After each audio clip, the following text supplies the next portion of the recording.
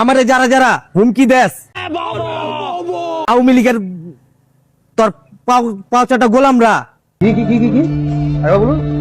তোর মোদির পাঁচটা গোলামরা আমার হুমকি দিয়া লাভ নেই। কারণ কি?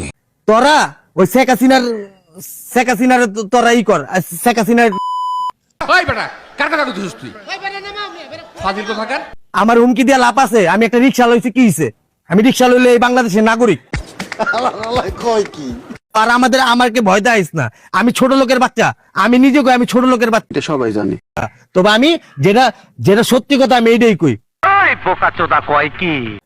আমি বাংলাদেশের নাগরিক, আমার কথা কোয়ানোর অধিকার আছে। আমার ওই হুমকি দিয়ে লাভ নাই। বলেন কি? এই জুলাই আন্দোলনের যারা যারা শহীদ হয়েছে, যারা যারা আহত হয়েছে, তাদের বিচার এই বাংলাদেশের জনগণ আমরা কইরা ছাড়বো। আমরা জনতার ঐক্য নিয়ে নামবো, হাদি ভাইয়ের বিচার করবো জনতার ঐক্য নিয়ে।